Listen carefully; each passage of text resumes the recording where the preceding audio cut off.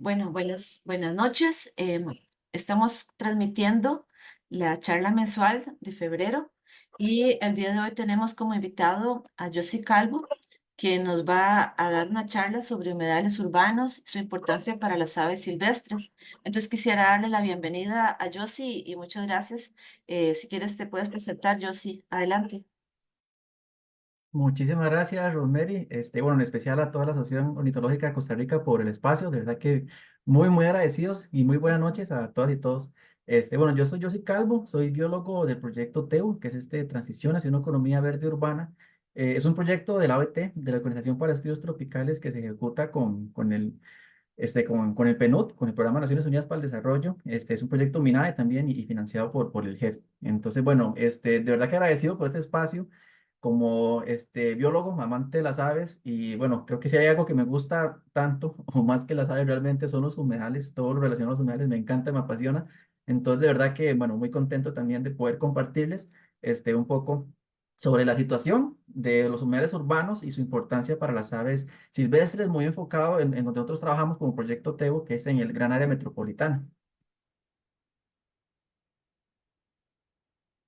La charla está dividida con estos temas, principalmente, bueno, siempre hay que hacer un poco de tocar base, tal vez muchos están muy relacionados con lo que son los humedales, con los tipos, ¿verdad? De qué es un humedal, qué no es. Entonces, un poco de tocar base sobre los humedales. Después ya hacer un poco más la relación sobre, ok, qué tipos de humedales tenemos en la ciudad. Entonces, estos diferentes tipos, qué tan importantes son para diferentes tipos de aves acuáticas, ¿verdad? Muy enfocado en aves acuáticas. Y luego, empezar a conversar un poco sobre las amenazas que hay justamente para estos humedales y muy enfocado, ahí nos, que me quiero enfocar en el caso de lo que está sucediendo ahorita en Coris, que es un tema muy actual, muy preocupante y resume muy bien la situación general de lo que sucede con los humedales. Entonces, muy enfocado en lo que está ocurriendo, como para reflexionar sobre lo que sucede en general. Y para no terminar con algo negativo, un poco sobre cosas buenas que podemos hacer y que se están haciendo también en conservación de los humedales, y cómo podemos sumarnos. Entonces, bueno, esa es la definición de un humedal según la Ley Orgánica del Ambiente. Hay definiciones técnicas, biológicas, ecológicas, hay definiciones legales. Esta es la definición legal actual, que es la que rige en Costa Rica, muy parecida, prácticamente igual a las definiciones internacionales, por ejemplo, de los convenios Ramsar. Entonces ahí la dejo para los que quieren leerla, buscarla ya específicamente en la Constitución. Pero bueno, en resumen, aquí lo importante es que hay diferentes tipos de humedales. Y varios de estos los encontramos en la ciudad o muy cerca de la ciudad.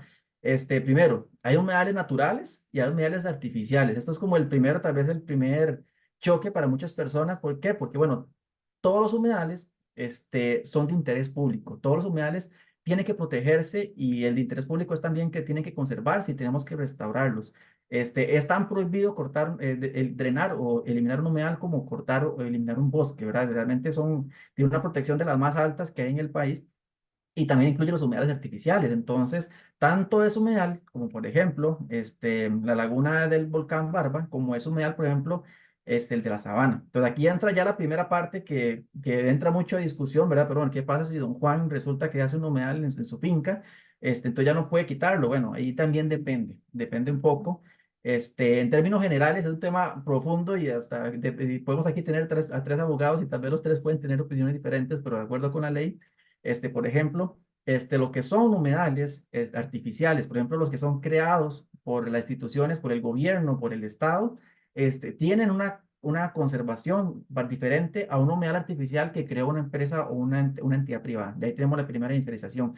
Incluso hay otras diferencias también a nivel de protección en términos de áreas de protección y demás, pero ahí más adelante entro con eso. Pero bueno, lo primero es que tenemos tanto naturales como artificiales.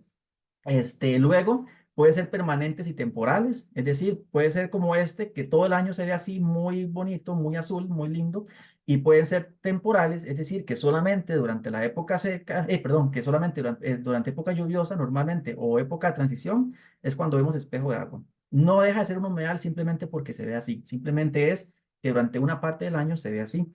Y otra categoría es que también podemos tener los lénticos o lóticos, ¿verdad? Lénticos es que no tienen corriente, como lagunas, como pantanos, aunque algunos tienen cierta marea, ¿verdad? Pero son normalmente así. Y luego los lóticos son los que ya tienen la corriente más marcada, por ejemplo, los ríos y las quebradas o los esteros que ya están en constante movimiento. Aquí podemos hablar de otra categoría, ¿verdad? Otra diferenciación, que tenemos los marinos y los dulces, ¿verdad? O incluso mixtos. Pero bueno, en este caso, como estamos en los urbanos y muy enfocados en lo que es el área metropolitana, entonces no tenemos marinos, ni tenemos, por ejemplo, pastos marinos, ni manglares, mira, ni todos estos que también entran de otra categoría. Entonces, todos los que vemos acá son dulceacuícolas. Entonces, bueno, la primera pregunta importante. Entonces, estamos hablando del área metropolitana, que es la parte urbana más densa del país. ¿Cuántos humedales tenemos en el GAM? Bueno, la respuesta corta es no sabemos, no tenemos idea. Tenemos aproximaciones, entonces eso es lo que le voy a presentar ahorita. Una de estas, muy reciente, es esta la que tenemos en el Atlas Verde, que es del proyecto Biodiversity de GIZ. Esto es del 2020, 2021, es algo bastante reciente. Y esto a base de imágenes satelitales muy buenas hicieron un estimado de cuántos humedales hay aproximadamente en el campo. Aquí ellos marcaron que hay 399 hectáreas de humedales. Es decir, casi nada, porque ni se ve la barra. Es esta 0,2%. Es decir, podríamos decir que entonces el área urbana o el GAM no es importante para humedales. No, realmente no. Es un porcentaje pequeño, pero aquí hay dos cosas: lo poquito que hay es muy importante, y dos, muchos de aquí definitivamente no están, ¿verdad? Al final lo que tenemos es todo inventarios incompletos. Esto se hizo a través de imágenes satelitales que por supuesto llevan validación y trabajo de campo, pero no tan intensivo como las condiciones ideales. Entonces, ¿qué pasa a veces cuando nos quedamos con esto? Bueno, ¿qué pasa con los humedales temporales? ¿Verdad? ¿De qué año fueron las imágenes que se compraron? Porque son imágenes que son costosas, ¿verdad? Todo esto es una metodología, pero si estas imágenes son de época seca, muchos espejos de agua de repente no se van a ver reflejados en la imagen. O a veces entra también una limitante de estas herramientas, aunque sean de las más buenas incluso. A veces es difícil discernir incluso entre un pasto, una zona de pastos y un humedal, porque hay humedales que están muy dominados por pastos, por poáceas emergentes, y aquí entramos en una línea delgada. Entonces realmente funciona muy bien para lagunas, para zonas con mucho espejo de agua, pero todavía es una herramienta que no nos permite saber con exactitud cuántos tenemos. Entonces, bueno, es un acercamiento. Ahora, ¿qué pasa si le preguntamos al SNIT? El SNIT es el Sistema Nacional de Información Territorial, es la base de datos oficial de Costa Rica, del Instituto Geográfico Nacional, que es la que nos tiene, pues, toda la información geográfica que se sube. No necesariamente si no está en el SNIT no quiere decir que no exista, pero es la base de datos oficial de lo que tenemos inventariado y terminado hasta la fecha. Entonces, el SNIT, si le preguntamos, actualmente en el GAM tenemos 27 humedales. Si me preguntan a mí personalmente, yo creo que eso, bueno, es un acercamiento muy bueno, pero no es ni una cuarta parte de lo que realmente tenemos perfectamente. Estoy seguro que hay más de 100 humedales en el Gambia, es una tarea muy grande, pero es lo que está determinado hasta la fecha. Ahora, ¿qué es lo que está, por qué en el SNI tenemos estos 27 humedales y no otros? Bueno, esto, lo que lo son específicamente hablando de la capa de humedales, estamos hablando de una capa de un proyecto que se llamó Proyecto Humedales, que si no me equivoco fue el año por ahí de 2016-2017. Fue un proyecto, bueno, muy bueno, realmente fue un trabajo titánico, porque ha sido el mayor esfuerzo o de los mayores esfuerzos que se ha hecho a nivel país de saber dónde, cuántos y qué tipo de humedales tenemos en todo el territorio nacional. O sea, fue un proyecto nacional. Teníamos ya antes humedales inventariados, pero esta fue una actualización donde se invirtió una cantidad enorme de recursos y pasamos de tener, aquí desconozco el dato exacto, pero por decirte un número, pasamos de tener 200 humedales a 2000 o 3000, ¿verdad?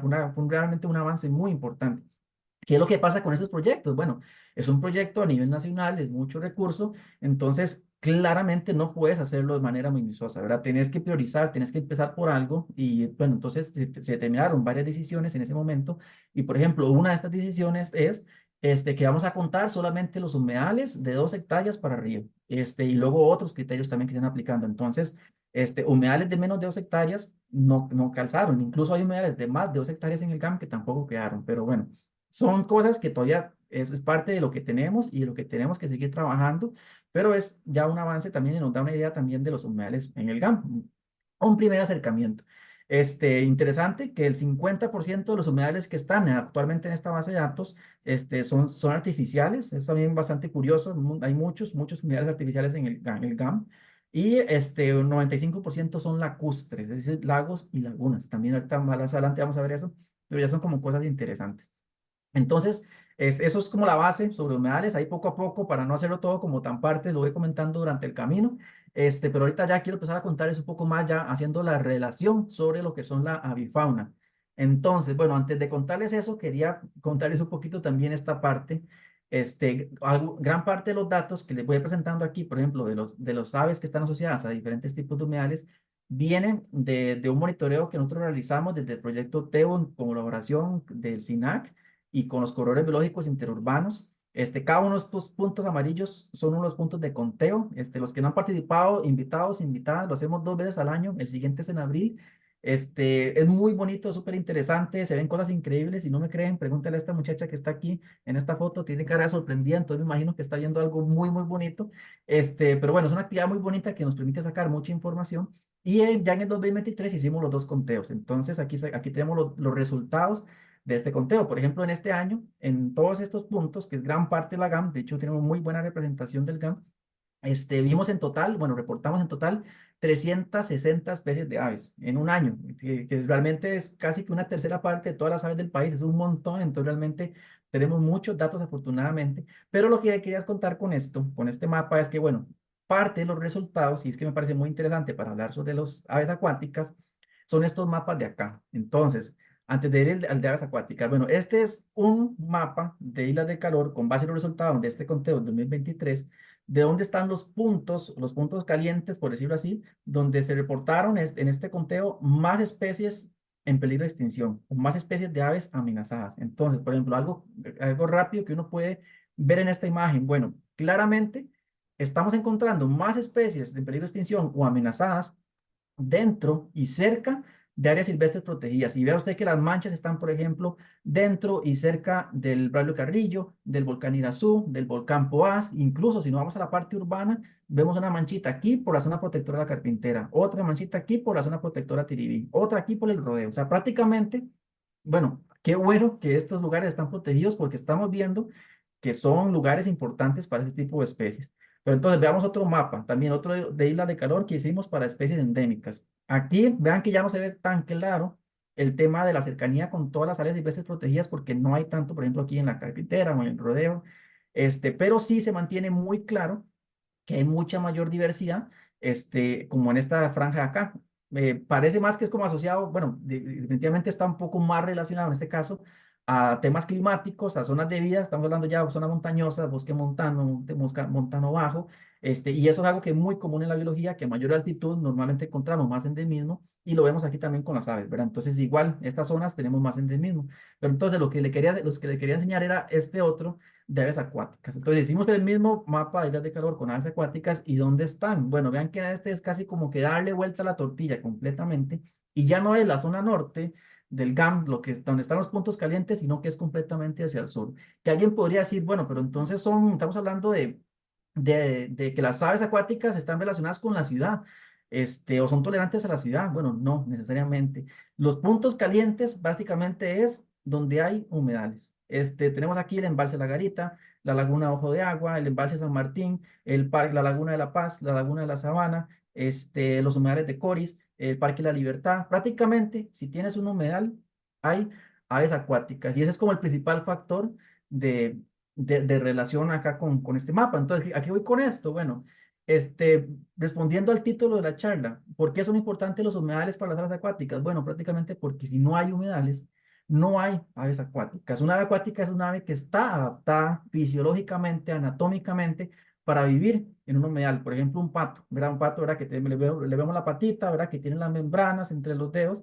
Y eso es una adaptación claramente para nadar. Entonces ya eso es una adaptación. Entonces, eso son las aves acuáticas. Si no hay humedales, no hay aves acuáticas. Así de sencillo. Entonces, prácticamente aquí podríamos terminar la charla, ¿verdad? Ya respondimos la principal pregunta, pero bueno, como yo soy muy intenso y como voy a aplicarla si ya saben cómo soy, para qué me invitan o cómo me pongo, entonces vamos a continuar por media hora hablando más, ¿verdad? Porque es un tema que da mucho para qué hablar, pero bueno, esto es muy importante porque aquí ya vemos que si no tenemos humedales o si los perdemos, definitivamente no vamos a tener especies acuáticas. Entonces, bueno, dentro de este conteo reportamos 41 especies de aves acuáticas en el 2023. Aproximadamente se espera que haya unas 50 aquí en el GAM. Puede que haya un poco más, pero es aproximadamente lo que se espera. Entonces reportamos bastante, esas 50 o 41.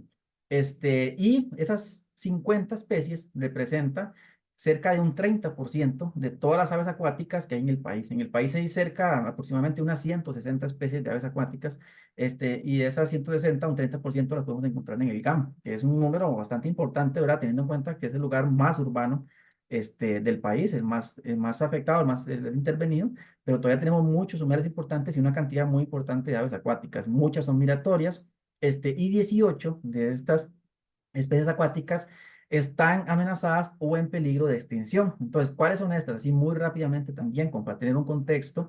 Este, Tenemos 8 especies de aves acuáticas que están en peligro de extinción. ¿Con base en quién? Bueno, esto según la Ley de Conservación de Vida Silvestre de Costa Rica. En Costa Rica tenemos la Ley de Conservación, y cuando se emitió esta Ley de Conservación, se emitió un decreto y también se emite un reglamento a la ley. Y este reglamento es el que se encarga de emitir una lista de todas las especies de aves, de mamíferos, de hongos, bueno, básicamente todos los organismos vivos, que están categorizados en peligro de extinción o con poblaciones reducidas, perdón, es decir, especies amenazadas. ¿Quién determina esto? Bueno, hay un comité, que con base en evidencia, que información científica reciente, pues hace toda la evaluación. Desconozco cada cuánto revisan y actualizan la lista, pero sí sé que, por ejemplo, hubo una lista ya de 2010 más o menos, y como en el 2018 se actualizó de nuevo. Entonces tenemos estas como la más reciente, pero esta es la última que tenemos y estas son las que están. Entonces vean que estas son las que están ahorita en peligro de extinción en Costa Rica. Ninguna de estas está en el GAM. Muchos son como la vertiente Caribe, del sur, por ejemplo, esta Polluela Celá, que es de la zona sur.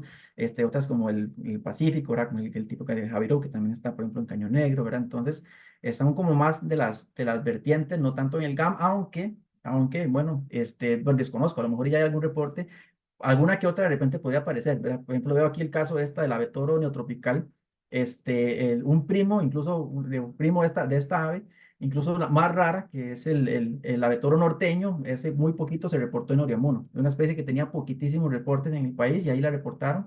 Entonces, ¿quién quita? Y de repente esta especie también podría aparecer, o alguna de repente está, o en algún momento apareció, o hay algún reporte, pero bueno, no son especies tan comunes en la región. Y sumado a esas 8 especies en peligro de extinción, hay otras 10 especies de aves acuáticas que tienen poblaciones reducidas. ¿Qué eso quiere decir esto? Bueno, que también en esta misma evaluación que se hizo, por ejemplo, que se hizo una evaluación que tal año, en el 2000, se estimaba que había unos 60.000 individuos no sé, de garza del sol. Y ahora se estima que andan por 40.000. Entonces, bueno, ¿qué pasó? ¿Por qué está disminuyendo, verdad? Entonces, aunque no esté en peligro de extinción, sí hay una alerta, se emitió una alerta de que las poblaciones se están reduciendo drásticamente, ¿verdad? Bueno, y también para esto usan muchos convenios internacionales como el CITES o la lista roja, la UCN. este, y si, bueno, si detectan esto, que hay una caída drástica, pues ya prenden las alertas y las meten en la lista. Entonces, muchas de estas, si no prestamos atención, quiere decir que muy probablemente puedan llegar a estar en peligro de extinción, ¿verdad? En la otra categoría más alta, en unos años. Entonces, aquí tenemos estas 10 y de estas sí tenemos algunas, que están en el GAM. Por ejemplo, unas que son más comunes, como el chorlito de doble collar, ¿verdad? El Carayos boxíferos.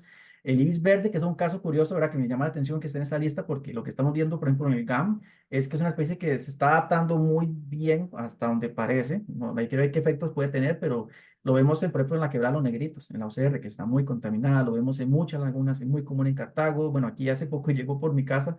Yo vivo en Santo Domingo de Heredia, ya que sí, llegando camino al Surquí, y se ha visto muy cerca del Surquí, ¿verdad? Pues es también bastante interesante. Pero esta especie se está moviendo mucho. Entonces ahí, si a alguien le gusta la investigación o le gustan mucho los ibis, invitadas a hacer investigación, ¿verdad? Porque es algo curioso que es una especie que está dentro de esta categoría, pero por otro lado parece que se está moviendo interesantemente en el país, ¿verdad? Ya no en el Caribe como se creía antes, sino que se está moviendo bastante por todo el país y muchas zonas urbanas. Vamos a ver qué más por acá. Bueno, el piche canelo, hay uno que otro reporte perdido, por ejemplo, que se dio en la sabana. El ibis morito, también uno que otro reporte, no es nada común, pero por ejemplo en Colis de Cartago se ha reportado. O la espátula rosada, que también es algo también sorprendente, pero se ha reportado también en el GAM, y ahorita les voy a contar en dónde, porque también es todavía más sorprendente. Pero bueno, aquí lo importante, que los humedales urbanos son hábitats de especies que están amenazadas en el país. Entonces ya hay también otro valor más, ¿verdad? Para ir sumando entre todos los que vamos a ir viendo.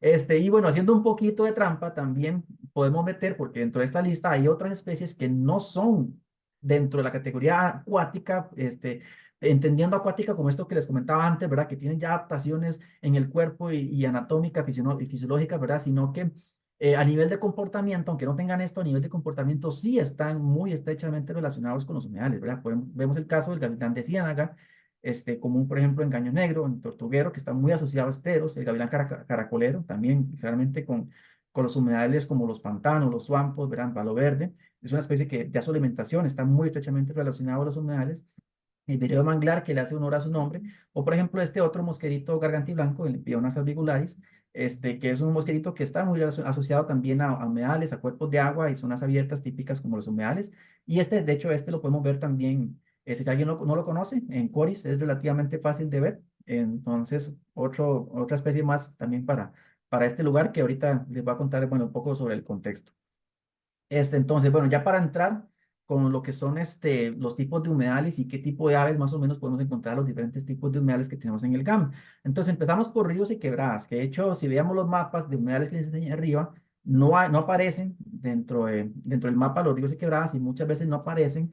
Creo que es entendible, ¿verdad? Porque si no el mapa se vería todo azul, lleno de quebradas por todo lado y ríos, pero son humedales. Y aquí lo importante es que tiene todas las características y las condiciones de un humedal y un río y una quebrada, pues también es un humedal y claramente por eso son importantes también para las aves acuáticas. Entonces aquí, dentro de lo que es el GAM, podemos encontrar tres tipos diferentes, ¿verdad? Ahí podemos desmenuzar más, pero a nivel general, son como tres tipos diferentes, ¿verdad? Tenemos los ríos en las zonas altas, las zonas montañosas, imaginémonos San Isidro, San Rafael, Santa Bárbara, ahora todas esas zonas altas y más frías del GAM, donde tenemos ríos, quebradas, bueno, están en general más limpios, pero bueno, tienen menos caudal, son la corriente es más rápida porque son lugares más empinados, y tiene muchísimo bosque, pero no son tan diversos a nivel de aves acuáticas. Podemos encontrar una que otra, martines pescadores, alguna garza, ¿verdad? Pero no es como el lugar, punto caliente, ¿verdad? Para aves acuáticas, pero bueno, están y son importantes para muchas especies.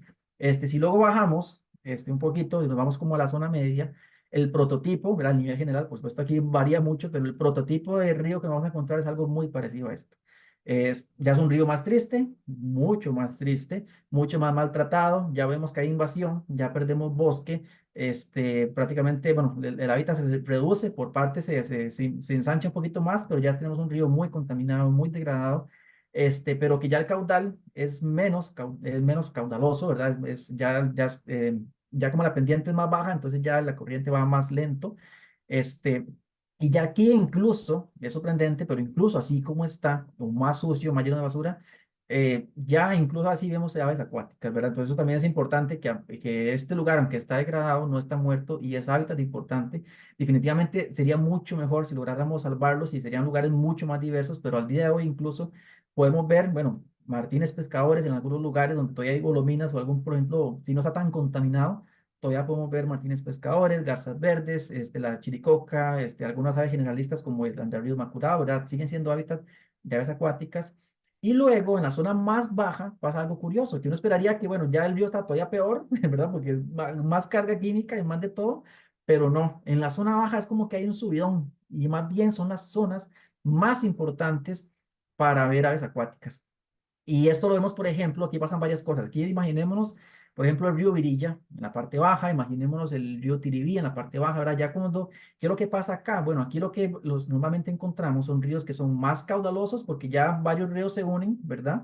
Son más anchos. Eso que hace más anchos es importante porque también hace que se formen muchos playones. Ya tienen menos corriente, entonces se forman playones y estos playones son importantísimos para garzas, para ir, ¿verdad? Para muchos tipos de aves, correlimos incluso. Y otra cosa, otro ingrediente, por decirlo así, importante que tiene, es la cobertura. Lo vemos, por ejemplo, con el caso del río Virilla. Muchos de estos lados, ya empezamos que el río, por el nivel de relieve, los cañones son más ensanchados, es más difícil invadir, más difícil construir casas, por la misma pendiente. Entonces, esto ha permitido, afortunadamente, que se conserve más bosque. Y a pesar de que el río tiene una carga química importante, esta condición del bosque ribereño ayuda mucho a las aves acuáticas, principalmente, por ejemplo, para casos de los íbices, el ibis verde, por ejemplo, este martinete cabecipinto, que esta es una foto del tiribí, y aquí es el hábitat de este martinete, por ejemplo, que son aves que ocupan de estos árboles altos, de este bosquecito, para poner sus nidos, sentirse seguras, y también usan materiales de estos árboles para construirlos, ¿verdad? Entonces, ya aquí tenemos zonas bastante diversas. De hecho, en este punto, aquí en el Tirirí, vos puedes bajar a un playón y en un solo punto puedes ver hasta 10 especies de garzas. O sea, son lugares muy bonitos, verdaderamente. Yo sueño con el día en que esos ríos estén limpios y podemos hacer tours en bote porque realmente es mucho lo que vos puedes ver y disfrutar de aves acuáticas en estos lugares. Es como un mini tortuguero. Pero bueno, pues soñemos de que algún día podamos recuperarlos porque actualmente son lugares importantes y hay que conservarlos porque son importantes para las aves acuáticas, entre otro montón de biodiversidad, por supuesto. Entonces, bueno, ese es el primer tipo, claramente el más común y abundante. Luego tenemos el segundo, que es el más, en términos de área, tal vez el más importante, que son los embalses artificiales. Entonces, recordando lo que les comentamos al principio, los embalses artificiales también cuentan con humedales y también están protegidos como humedales. Entonces, vean qué curioso, algo que se hizo por el gobierno, por el Estado, por el ser humano en un momento para poder captar energía hidroeléctrica, hoy es un humedal y está protegido como humedal y adicionalmente son muy buenos, son de los mejores lugares que tenemos ahorita, por ejemplo, para ver muchas especies de aves acuáticas. Entonces aquí tenemos diferentes tipos de embalses. Representan un 50% de los que están ahorita actualmente inventariados y tenemos diferentes tipos. Por ejemplo, están los chiquitos, por ejemplo, este es uno. Hay varios que están como por esta zona, lo que es Pava, lo que es Belén, como por este sector, hay embalses chiquitos, por ejemplo, esta planta hidroeléctrica Electriona, es un de 2.5 hectáreas, relativamente pequeño. Y ya aquí solamente por el hecho de hacer esa modificación en el río, ya te da oportunidad de ver diferentes tipos de especies. De repente llega un pato, normalmente son tres especies de pato las más comunes, ¿verdad? La cerceta de azul, el porrón menor, el piche, son como, pero también hay sus sorpresas, que ahorita también vamos viendo.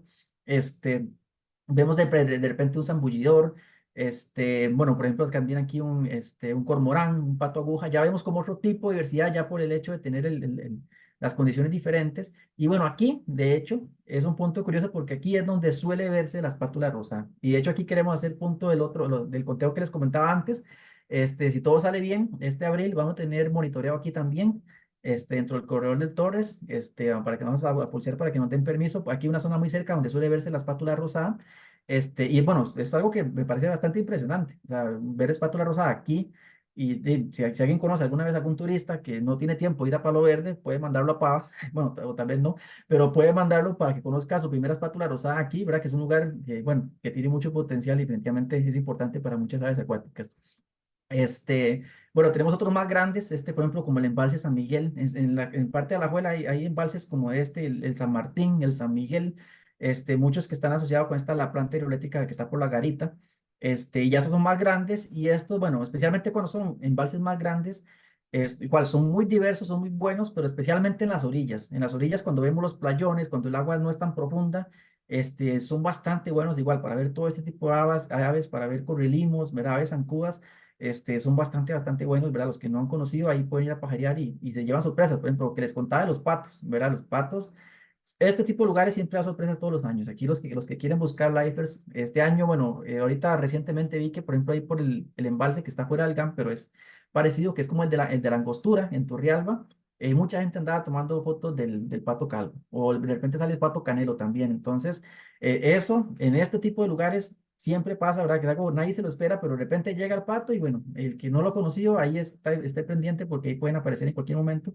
Que bueno, es un humedal muy diferente y justamente aquí tengo la oportunidad de ver muchas de estas especies. Y luego otros más grandes, mucho más grandes, como es el de Cachí, que vean ustedes, pasamos a 282 hectáreas, que es algo ya mega proyecto.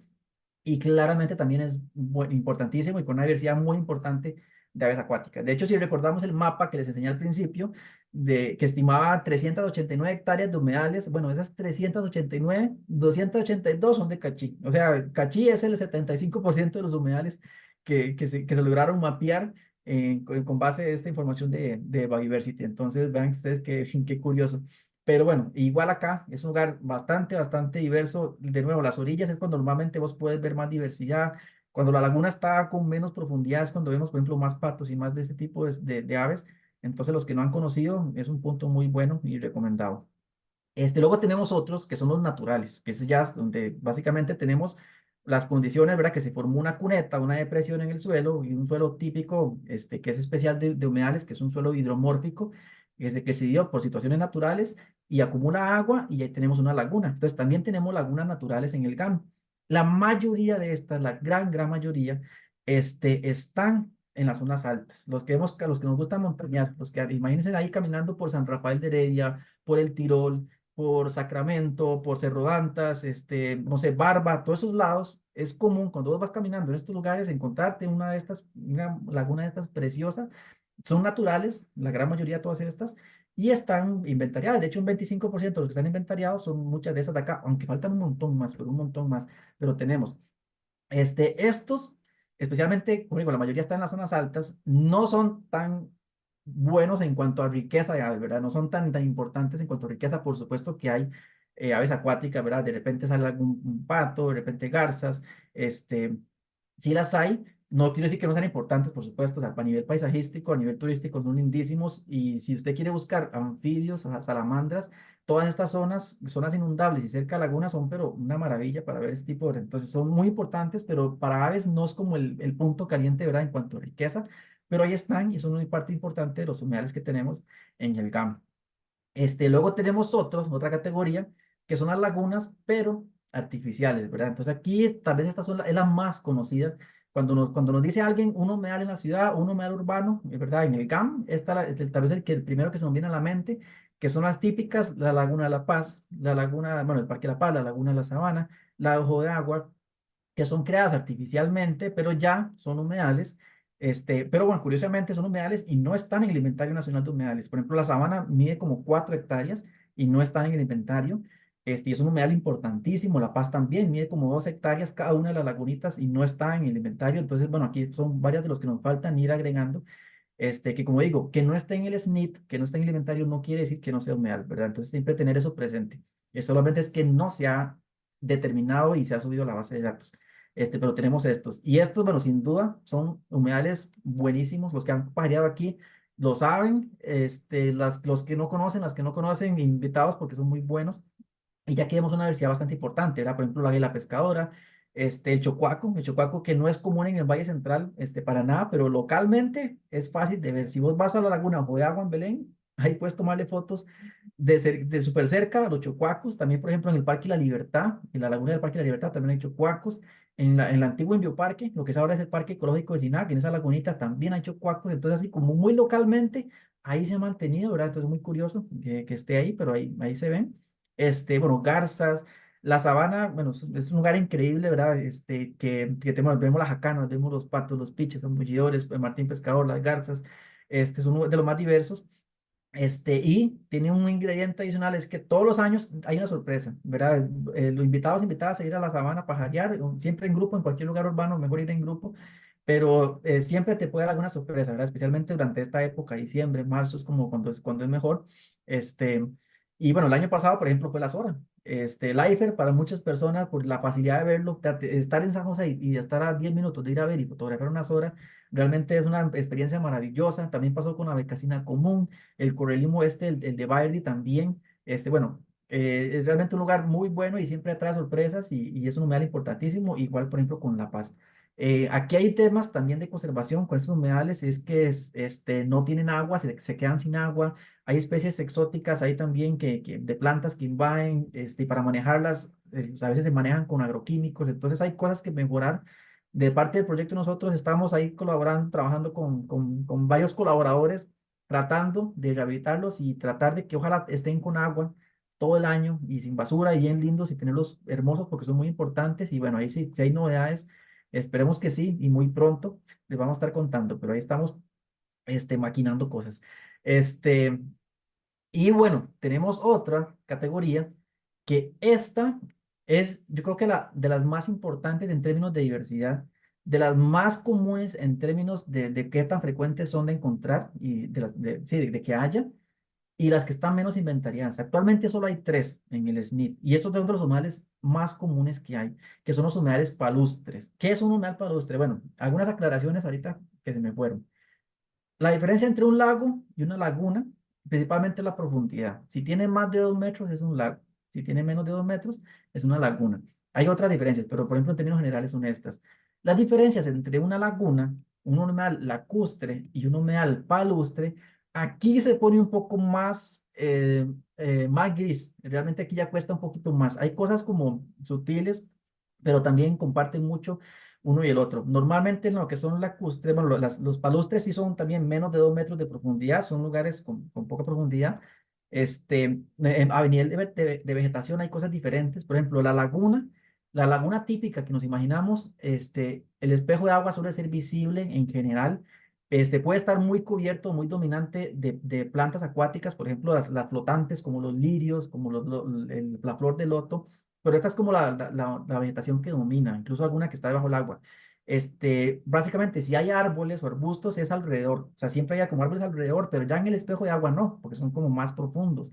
El humedal palustre, lo que es como un pantano, un swamp, ahora ese tipo de zonas, es mucho más diverso en cuanto a la vegetación, ya lo que es dentro del espejo de agua, porque aquí sí encontramos plantas emergentes, ¿verdad? Por ejemplo, estos aquí zacates, poáceas, encontramos plantas flotantes, encontramos plantas que incluso están sumergidas y la mayor parte está debajo de la laguna, encontramos arbustos incluso y algunos árboles, por ejemplo, palo verde. El palo verde, el que le da nombre, es un arbusto y ya está adaptado a las inundaciones. Entonces, es alguna de las cosas que hace diferencia, pero ya aquí entra un poquito un área más fina. Incluso, y ven ustedes que hay una diferenciación un poco fina entre uno y el otro, y a nivel de legal, ahorita también vamos a ver que hay diferencias importantes.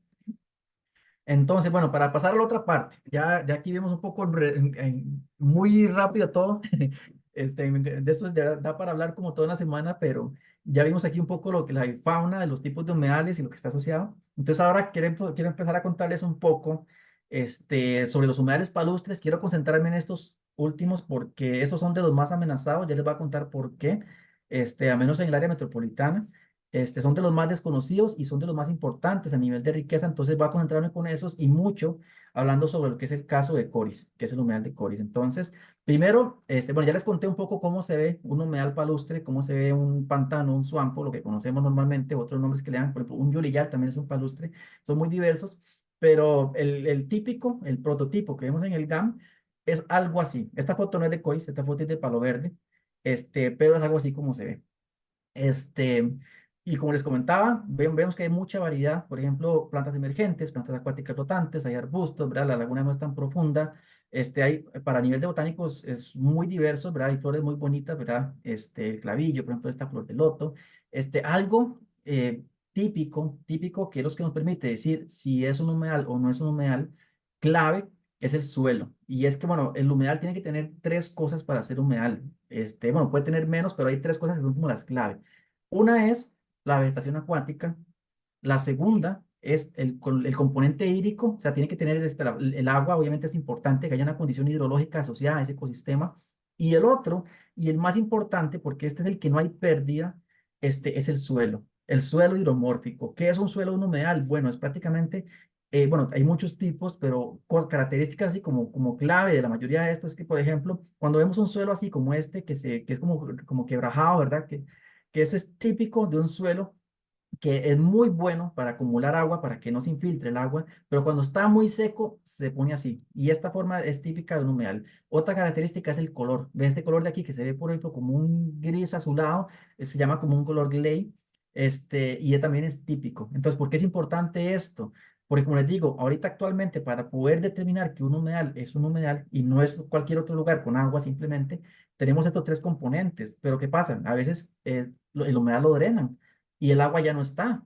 Y a veces lo rellenan o quitan todo y lo queman y la vegetación desaparece. Entonces, bueno, ¿cómo sabemos si es un humedal o no? Bueno, el suelo. Cuando vemos el suelo, no hay quite. Para que un suelo tenga este color, realmente toma muchos años en formarse. Esto es producto de una cantidad muy importante de años de un suelo que ha estado en contacto con agua y con minerales y al final llega a tener esta característica. Es decir, si el don finquero, doña finquera te dice que es humedal, es artificial y que ya lo hizo, y usted llega y ve un suelo este color, le está mintiendo, porque para que esté ese color es porque es un humedal natural. Entonces vean ustedes que esto es muy importante saber. Entonces, actualmente, si tiene este suelo, es un humedal, tenga o no tenga agua, pero esos son como los tres elementos. Y así es como se ve un humedal palustre. Ahora, eh, estos son actualmente de los lugares más importantes en cuanto a cantidad de especies, ¿verdad? No es que los demás no sean importantes, pero en cuanto a cantidad de especies de aves acuáticas son definitivamente de los más diversos. ¿Por qué? Bueno, porque toda esta misma diversidad de vegetación permite que haya diferentes tipos de aves que se puedan adaptar, ¿verdad? Porque van a haber aves que están en la vegetación más densa, otras que están en la vegetación flotante, otras en la parte más profunda, otras en las orillas, otras más lejitos de la laguna. O sea, en cada pequeño rinconcito, diversidad, ¿verdad? Los arbustos y todo es aprovechado por diferentes, como diferentes aves que usan diferentes nichos y son muy diversos. Todas estas fotos de acá, esto sí, todas son fotos de coris. Bueno, esta la compartió Carlos Durán en el conteo este, que tuvimos el año pasado, pero todas las demás son de Ricardo Muñoz. Ricardo es de las personas más amantes del humedal de coris, de los que más ha estado luchando por conservar el humedal de coris, ha sido nuestro contacto clave,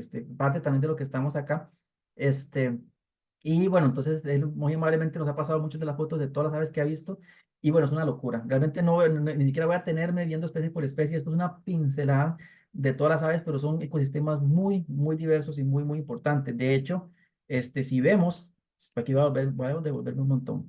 Si vemos la mayoría de aves acuáticas que están en peligro de extinción, la gran mayoría van a estar típicamente asociadas a este tipo de humedales, ¿verdad? El carao, el ave toro, el ave torillo, los rálidos, típico, ¿verdad? Estas zonas, ¿verdad? Con vegetación muy densa, donde se esconden, que hay como lagunitas, el javirú, aquí, bueno, los piches, tenemos los ibes, la espátula, todo este tipo de aves están asociadas a esos humedales y la gran mayoría que están amenazadas es por la pérdida o la desaparición de esos humedales.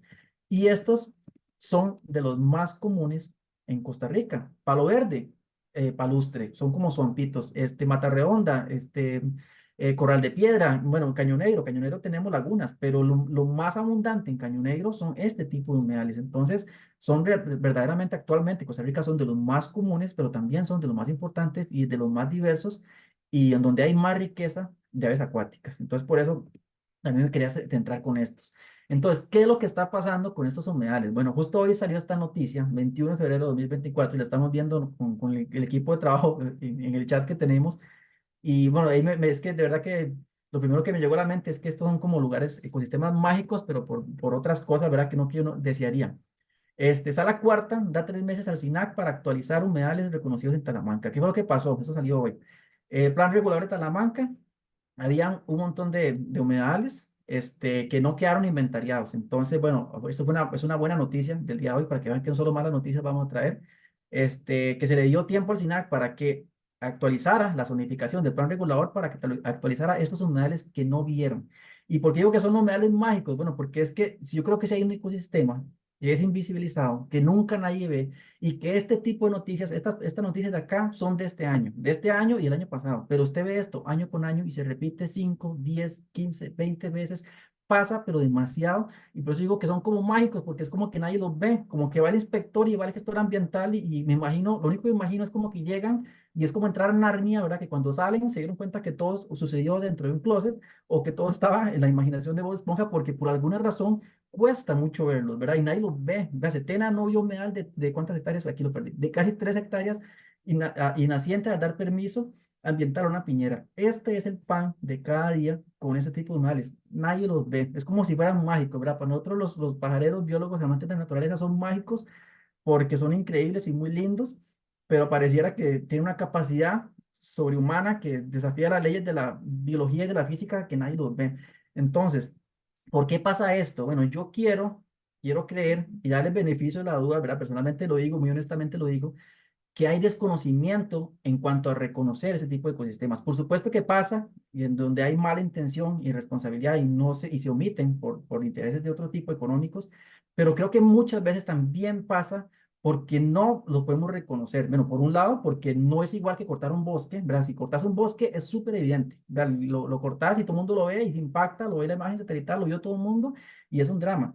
Pero este tipo de humedales, primero, no son tan evidentes y de verdad, quiero darle el beneficio de la duda que hay muchas personas técnicas que todavía no saben reconocer cuándo es un humedal y cuándo no es un humedal. Porque, por ejemplo, esta imagen de Palo Verde, de nuevo, creo que este es el prototipo y el ideal que todos tenemos de este humedal. Aquí solo falta ver los caimanes y el safari y todo lo que está pasando, ¿verdad? Y esto va tal vez el imaginario que tenemos de un humedal de este tipo. Pero, ¿qué pasa si usted va a un lugar y lo que ve es esto?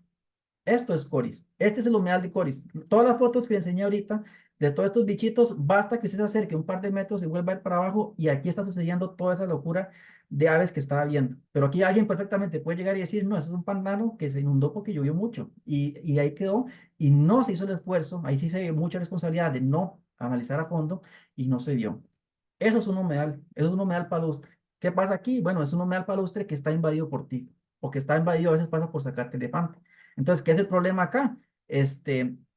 Que para alguien persona esto puede ser una zona de pastos, que para la imagen satelital esto es una zona de pastos, esto no es un humedal, entonces también se omite, pero sigue siendo un humedal y eso también es en Coris. Y esas aves, todas las fotos que les enseñaba ahorita, también está sucediendo acá. Eso es un humedal palustre. Esto es Mata Redonda. Entonces, ¿qué pasa? También vos llegas a época seca, ves esto, y es la condición natural. A veces, bueno, también pasa que como hemos drenado las nacientes, como se drena el agua, a veces el humedal se degrada y pierde mucho su condición hídrica, pero lo importante que les comentaba ahora, no importa si el humedal pierde el agua. Si el suelo sigue estando ahí, sigue siendo un humedal y sigue siendo responsabilidad y obligación de todos conservarlo y restaurarlo. Lo mismo pasa con esto. No importa si está invadido por tifa, sigue siendo un humedal y es responsabilidad de todos conservarlo, incluso restaurarlo. Entonces, este es el problema de estos humedales, que visiblemente cuesta identificarlos, cuesta verlos y lamentablemente se presta a que sea más fácil de drenarlos o de afectarlos ilegalmente, porque pasan más desapercibidos. Entonces es una lástima. Pero como les digo, basta, cuando visitas un lugar de estos, basta ir en la época correcta, basta acercarse un poquito, volver a ver hacia abajo, y esto es lo que usted va a ver. La misma imagen que les enseñé hace poquito de toda la tifa. Ese mismo lugar, cuando vos ves un pequeño espejo de agua, por mínimo que sea, así es como se ve. Esto es de Coris, también fotos de Ricardo, ¿verdad? Esto es prácticamente lo que se ve en cualquier espejo de agua que se forma. Si quitamos toda esa tifa, esto sería una locura todavía más grande. Bueno, aquí hay una tortuguita, claramente es un lugar también importante para la reproducción de muchas aves acuáticas. Entonces, bueno, ese es el problema, el principal problema que tiene ahorita esos humedales, sumado a otro montón de cosas. Y aquí, bueno, ¿qué es lo que está pasando en Coris? Bueno, estas imágenes acá son de justamente los humedales de Coris que están en Cartago. Perdón que no he dicho anteriormente, Coris está en Cartago, ahí entre más o menos por entre el Guarco, Cartago, tal vez camino hacia lo que es Lindavista, yendo hacia Desamparados, ahí está Coris, es una zona donde hay muchos humedales de este tipo muy importantes. Y esas fotos que les enseñé anteriormente, de las aves, de los humedales, de los espejos de agua y todo eso, prácticamente así es como se está viendo ahorita. ¿Qué está pasando? Bueno, prácticamente todas las cosas que usted se puede imaginar en el manual que le están pasando en un humedal actualmente, esto es de hoy, de esta semana, de ahorita, le está pasando a Coris. Lo han quemado, la vegetación la están quemando, la están eliminando, hay muchas nacientes en este lugar, las están rellenando. Bueno, este es un video también que me compartieron de la zona, porque un montón de gente está preocupada, está muy asustada por lo que está sucediendo. Así es como se ve todo lo que enseñé ahorita. Esto es lo que le están haciendo en este momento. Y es algo exageradamente triste. Los están rellenando, los están drenando. Hay cacería. Estas fotos también me las han compartido de esa zona. Aquí, bueno, la censuré, pero aquí es básicamente una persona que anda cazando patos, conejos, toda la fauna que está asociada al humedal. Hay muchas comunidades vulnerables ahí o personas que simplemente por deporte, o por plata, o por otra razón, van a cazar, que a veces creemos que este tipo de cosas no pasan en la ciudad. Bueno, pasan en la ciudad. Y esa otra foto también que me comparten de allá, que es más frecuente de lo que debería. Porque bueno, si uno ve un ave que se encontraron muerta, bueno, puede ser por muchas razones, pero hay muchas fotos de ese tipo y realmente puede haber muchas razones, ¿verdad? Aquí hay contaminación, por ejemplo, de porquerizas, de pesticidas, puede ser un tema de contaminación, puede ser un tema de que no hay agua, puede ser un tema de animales domésticos, de cacería, no sabemos, pero sí está pasando muy frecuentemente esto.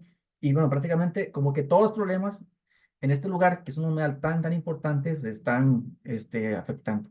Y bueno, otra amenaza a los humedales es que hay vacíos legales. Por ejemplo, lo que les comentaba ahora, de diferencias entre el humedal lacustre y palustre, ¿verdad? La laguna y que es como un pantano. Bueno, a nivel legal, una laguna tiene que tener un área de protección, como la tienen los ríos y como la tienen las quebradas. Entonces, en toda laguna, sea natural o sea una laguna artificial creada por el Estado, tiene que haber un área de protección de 50 metros, o de los embalses, por ejemplo. ¿Qué pasa con los humedales palustres? No tienen área de amortiguamiento, no tienen área de protección. Entonces se protege el humedal como tal, pero no tiene esta área de amortiguamiento, entonces también los hace más sensibles a lo que está pasando alrededor. Entonces, es otra cosa también que hay que tener en cuenta que podría también estar afectando muchos de estos humedales. Y bueno, recordar que Coris, este es el mapita que les enseñé de aves acuáticas al principio. Este, Vean que de las 41 especies que reportamos en 2023 de aves acuáticas, 33 se reportaron solo el año pasado en Coris. Estamos hablando prácticamente de unos lugares, puede ser el humedal más importante, los humedales más importantes de cuanto a riqueza que pueden haber, y muchos de este tipo, por ejemplo en Paraíso también hay otros que son parecidos, pero es de los lugares más importantes que hay en cuanto a riqueza y eso es lo que le está pasando ahorita actualmente. Este, Esto lo pongo también para comentar que a veces tendemos a asociar este tipo de problemas para los ambientalistas, para los pajareros, para los amantes de las aves o los animales, etcétera, pero de verdad que no tenemos que verlo solo así. Bueno, ya esto debería ser más que suficiente, ¿verdad? Por la fauna y por la biodiversidad, pero es un tema de calidad de vida, es un tema de seguridad, de gestión del riesgo, y esto es también un incidente que pasó el año pasado en la zona del Guarco, inundaciones bastante fuertes, y esto no es algo del año pasado, esto pasa cada 3, 4 años. Usted puede ver las noticias de años atrás y esto es algo recurrente en la zona. ¿Qué pasa? Bueno, la noticia le echaron la culpa a la lluvia, que llovió mucho, entonces que el río Coris y el río Toboso, se me fue la palabra, se desbordaron y entonces pasaron accidentes. Pero lo que no dicen la mayoría de medios de comunicación es que eso es un problema integral que está asociado a un montón de malas decisiones en cuanto a planificación territorial, en cuanto a protección de ecosistemas, en cuanto a la gestión del riesgo que tomamos a nivel cantonal. Y aquí claramente los humedales también juegan un papel importante. ¿Qué pasa con estos humedales? Bueno, el río Coris, alrededor del río Coris están gran parte de todos esos humedales.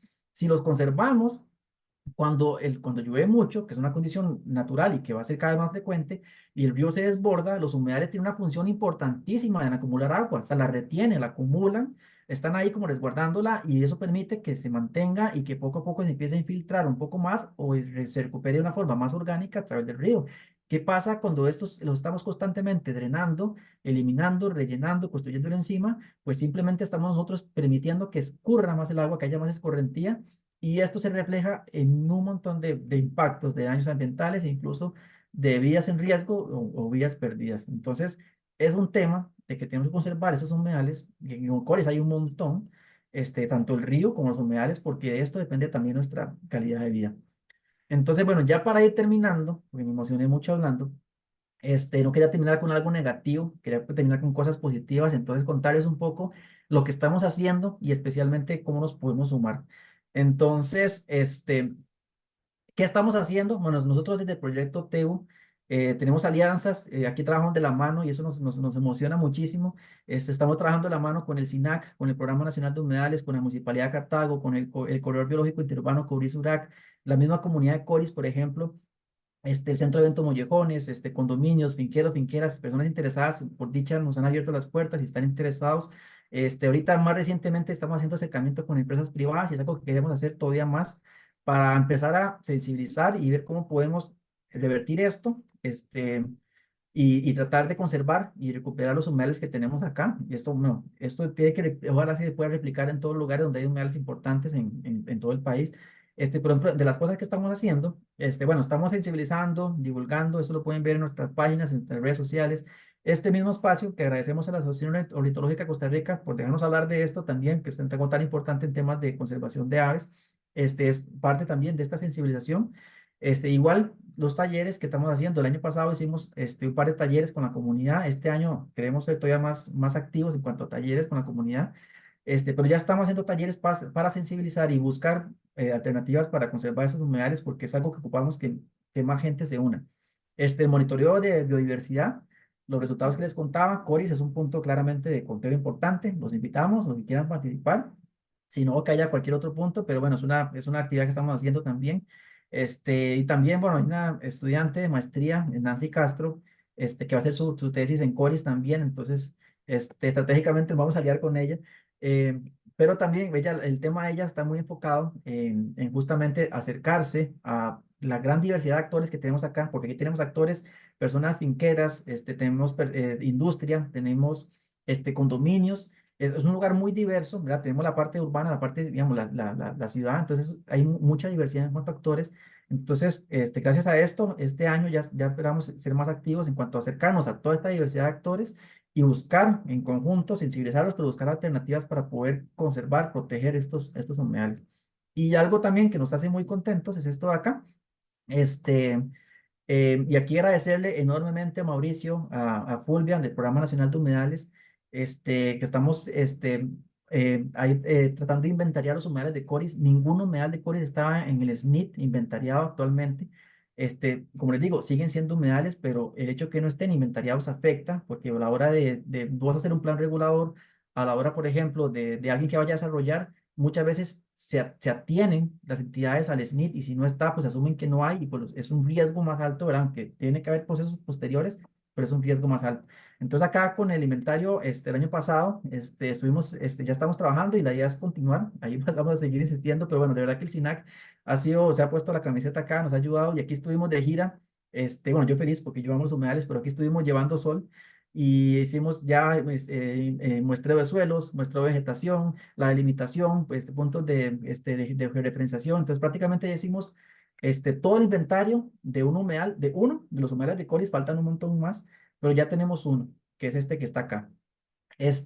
Nada más y nada menos, ya está inventariado en cuestión de poco, va a estar en el SNIT, esperemos que ya, pero ya todo está encaminado y ya está el informe, todo muy bonito, pero nada más y nada menos que este humedal, el primero que hemos inventariado, es un humedal palustre natural de 12 hectáreas. Imagínense, no teníamos casi que ningún humedal palustre reportado en el GAM y ahora aquí tenemos un montón y tenemos uno que ya vendría a ser el humedal palustre natural más grande de todo el GAM de 12 hectáreas, 4 veces la sabana prácticamente, 3 veces la sabana, perdón.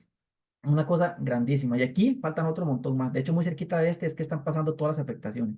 Entonces, bueno, ya es un avance y como les digo, aquí la idea es aquí seguir trabajando porque ya esto suma bastante. Entonces, y más que todo cuando alguien venga a desarrollar, porque no es que no se pueda desarrollar, que es algo importante resaltar, ¿verdad? No es que si alguien va a comprar o tiene que tener ganadería, no es que no pueda hacer nada, no, es que puede hacerlo, pero es muy importante tener esta delimitación para conservar este paisaje y que sepas que alrededor ahí sí se puede desarrollar, pero conservar ese espacio que está acá. Entonces, eso es lo importante. Y bueno, al menos a este nivel ya por lo menos ya tenemos un inventariado. Lamentablemente mucho de lo que está pasando al otro lado, ahí cerquita, son cosas ilegales, que esto pues no le falta más, pero como les digo, son pasos pequeños que estamos haciendo dentro de las posibilidades y todos los que quieran sumarse, bienvenidos y bienvenidas.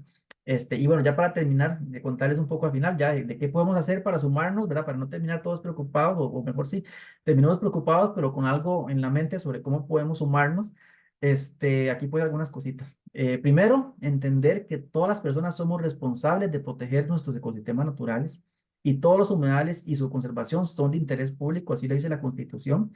Entonces, cada uno siempre desde nuestra trinchera podemos hacer mucho. Si yo vivo en una casa y tengo un pedacito de río, de humedal, es mi responsabilidad por lo menos cuidar mi pedacito mínimo. Si yo tengo una empresa, si yo tengo una finca, si hago cualquier actividad económica, es mi responsabilidad cuidar los humedales, los ecosistemas que estén en ese pedacito, ¿verdad? ¿Por qué? Porque nos pertenecen a todos. De repente el humedal puede ser privado, sí, porque un humedal puede ser humedal y estar en una finca privada, pero los beneficios de ese humedal nos pertenecen a todos y por eso es responsabilidad de todos y todas protegerlos. Entonces ya ahí hay un montón y ahí llamamos, ¿verdad? A todas las personas a que se sumen desde empresas, ¿verdad? O entidades productivas y demás.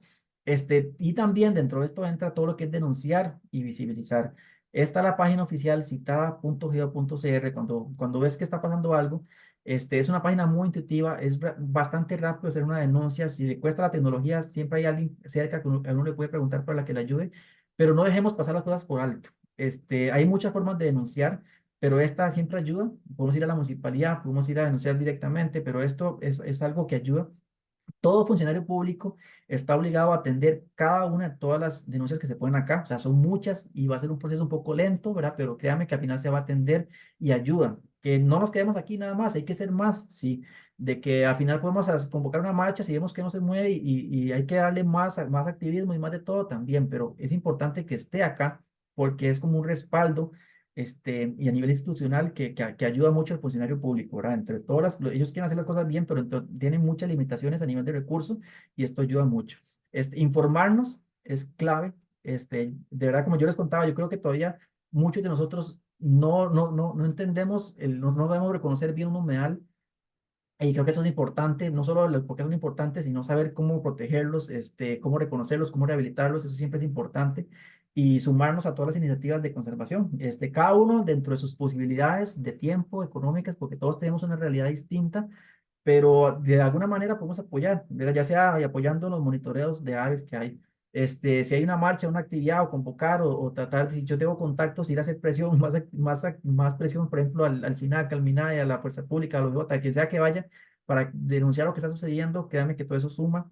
Y bueno, incluso yendo un poquito más allá, también, si de repente tengo una entidad, una empresa privada y una responsabilidad social, ambiental que quiero aplicar, bueno, aquí si alguien me está escuchando, alguna empresa privada, aquí los esperamos con las manos abiertas y hay un montón de entidades más y comunidades que están deseando conservar sus recursos naturales, entre estos los humedales, y ojalá que muchos y muchas se quieran sumar también a proteger y restaurar este ecosistema tan importante que, bueno, el pichoncito de agua acuática y nosotros y las aves se los van a agradecer mucho.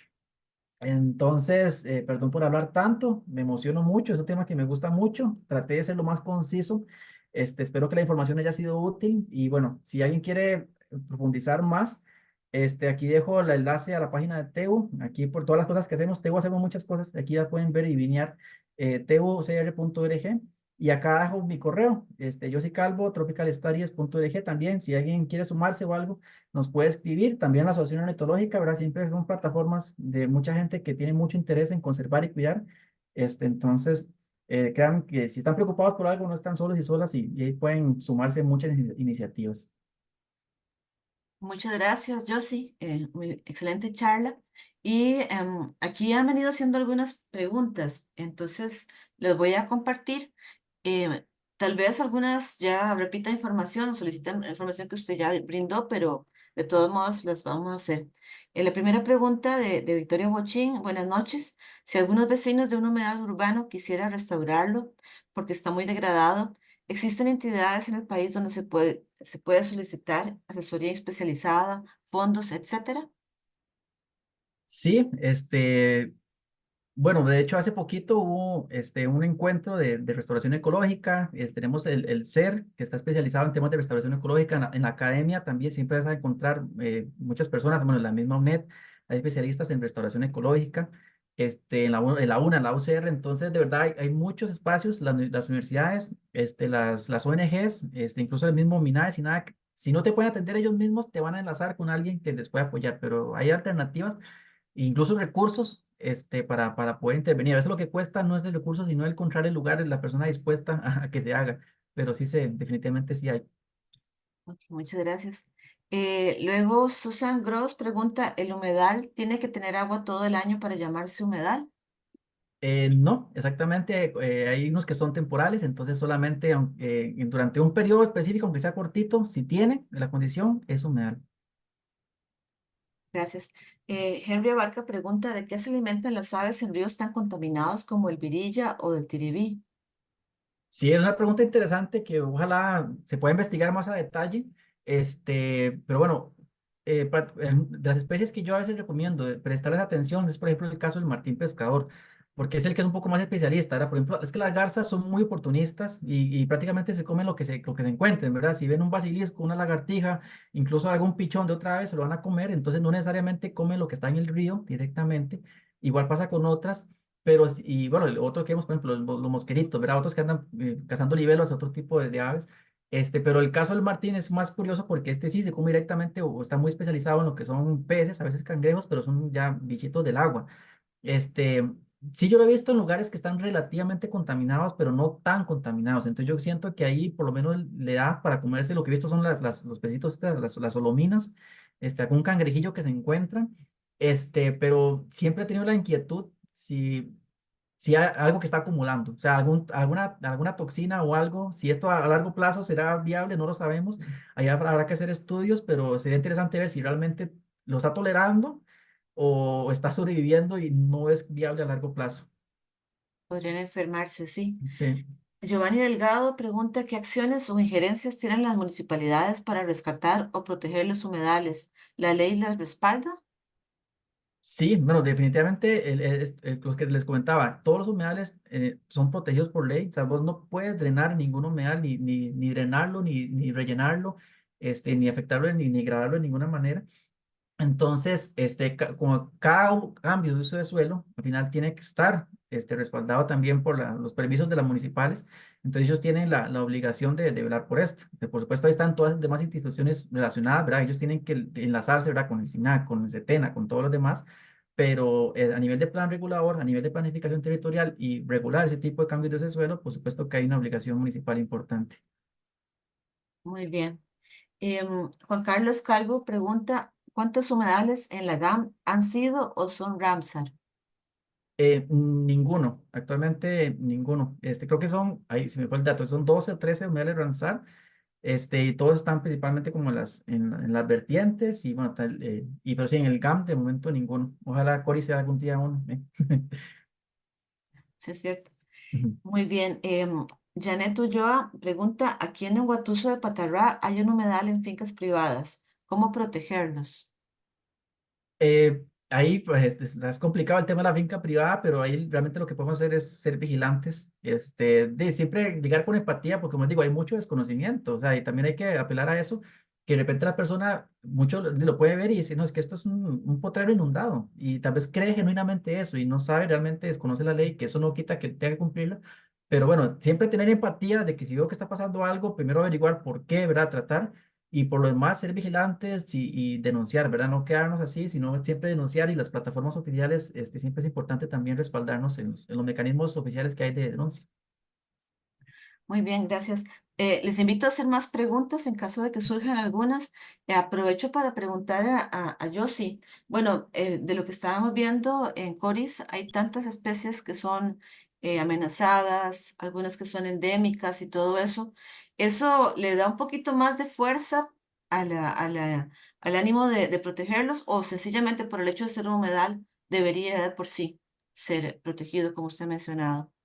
El hecho de que sea humedal ya es suficiente, pero eso suma, y nos ha sumado, porque por ejemplo, nosotros desde el proyecto hicimos la solicitud oficial a SINAE de que prestara atención a lo que estaba sucediendo aquí, y gracias a esta solicitud formal que le hicimos, el SINAE nos apoyó a empezar a inventariarlos, y eso suma, porque bueno, el SINAE, bueno, sabes que el recurso es limitado, el recurso humano tiene un montón de tareas, los mismos funcionarios me han dicho, yo, si es que, o sea, ponga la denuncia, póngala, porque es un error no ponerla, pero nosotros recibimos 500 denuncias en una semana, es una cosa exagerada. Entonces, ellos tienen que priorizar, tienen que empezar a determinar bien los lugares donde van a priorizar y enfocarse. Entonces, el tener estos ingredientes, por decirlo así, de que hay especies amenazadas, en peligro de extinción, endémicas y tantas cosas, definitivamente nos ayudaron a que se priorizara. Entonces, ya el hecho que sea humedal es suficiente, pero estas cosas definitivamente suman. De hecho, tal vez quería comentar que hace unos días la Asociación Ornitológica publicó, como quien dice, un llamado sobre de la preocupación por la situación en Coris. Entonces, tal vez quisiera aprovechar, pues, para las personas que no conocían esta situación, que yo sí explicó más profundamente, a que también compartan las fotografías de las aves que han encontrado allí, que hagan un poquito más de presión para resaltar la relevancia que tiene este sitio, que realmente este año ha sufrido bastante, ¿verdad? Un impacto relevante que podría afectar a las aves endémicas que mencionamos que viven allí, em, ¿verdad? Tal vez podría servir un Ujú. poquito eso y realmente resaltar un poquito lo especial de este lugar. Sí, sí, definitivamente. Hay personas que están preocupadas de la comunidad, pero son poquitos y esto ayuda. O sea, a nivel anímico ayuda, a nivel de que se sientan que no están solos, que no están solas, y da más visibilidad. Entonces, como digo, a veces es triste que toda esta carga caiga sobre unas pocas personas y a veces se sienten frustrados y es normal. Pero cuando ellos ven que más personas se suman, tanto a ellos les ayuda, tanto como que sea más visible y de repente también se le dé más atención. Entonces, sí, ojalá que sí. Muy bien. Y bueno, tal vez no hay más preguntas en este momento, pero sí la invitación a que exploremos un poquito con forma cuidadosa y responsable la vida silvestre que hay en los humedales y resaltemos y disfrutamos también estos espacios que usted mencionó algunos, pero hay bastantes también que están en otras zonas, ¿verdad? Ujú. Entonces que vale la pena aprovechar y proteger también. Am, bueno. quisiera agradecer. Hay muchos mensajes de agradecimiento por la charla tan interesante, Sí, Josie. ujú, De hecho, no los he compartido, pero le invito a verlos y también revisar después por si surgieran otras preguntas. ujú. Entonces, de nuevo, muchísimas gracias y a todos los que han escuchado la charla, les invitamos a buscar también la charla después en YouTube. Les vamos a estar compartiendo o si no, ahí mismo en Facebook va a quedar, ¿verdad? No sé si tienes Hoy te perdí, te cortó. No sé si se cortó, no sé si fui yo, pero creo que quedamos a tiempo apenas.